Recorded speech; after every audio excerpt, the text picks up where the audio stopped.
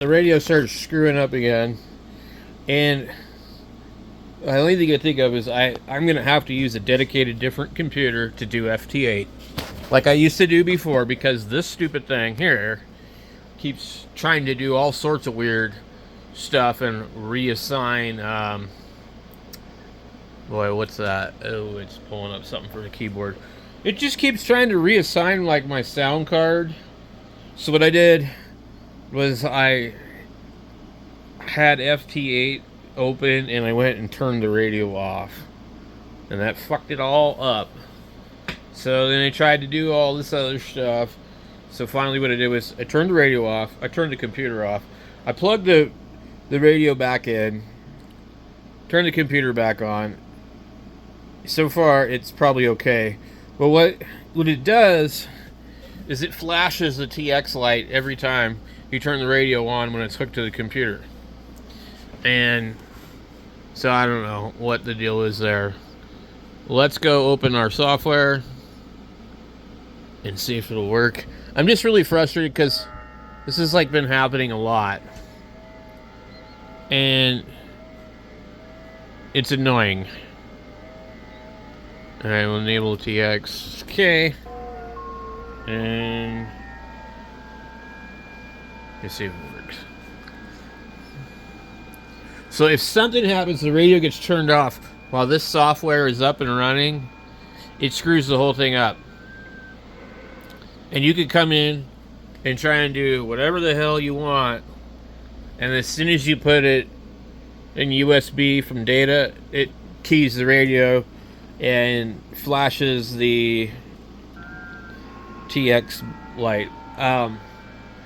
It's really never happened before. I never had a problem with it. I've had this radio for a couple of years now, and before I had this one I was using the 891 pretty much, but I think I used to use this with a signal link, and I'm strongly thinking about going back to that, just because the signal link gives me the freedom to adjust the levels right at the signal link.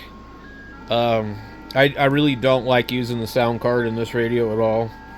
And there's just a little round DIN plug on the back that plugs into all these Yaesus.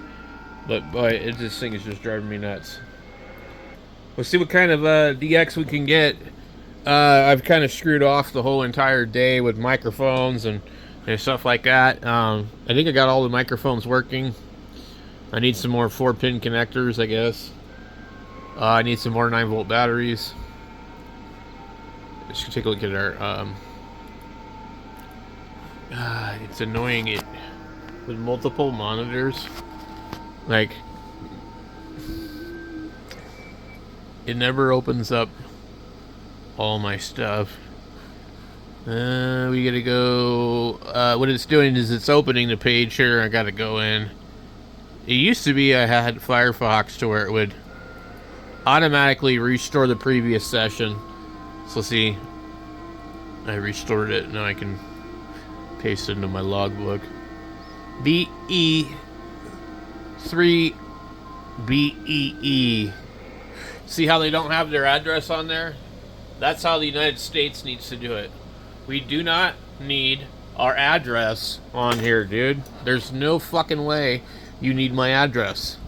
You want to email me? Email me. You want to send me an EQSL card? I don't care about paper cards. And, you know, I don't want some stalker looking up my address and then getting on YouTube and telling me where I live. And, like, I don't even understand why the one that was doing that was even doing that. Like, it was just creepy. It wasn't even like, he wasn't even like acting like he was trying to be malicious. He was just being really creepy. Anyway, I really don't think ham radio addresses should be out there. I don't. If somebody wants to give their address for you to send a QSL card, then, you know, they can be done by email or something. You know what I mean? Most people don't send paper anyway. You don't need my address. Why do you need to look my address up on QRZ? You know, you can just use an approximation. Like, Let me go look at this one again. So we look up VE3BE. Now if we go here and we look up the details, we see the map. It basically shows us his location. We can find it anyways, but his address isn't on there because they don't have to do that in Canada. But we do have his grid, which basically would give me his address if I really wanted to find it. Anyway, let's get this other one here. Band is busy probably today. What is it? The CQ North America, or what do we got here? North Dakota.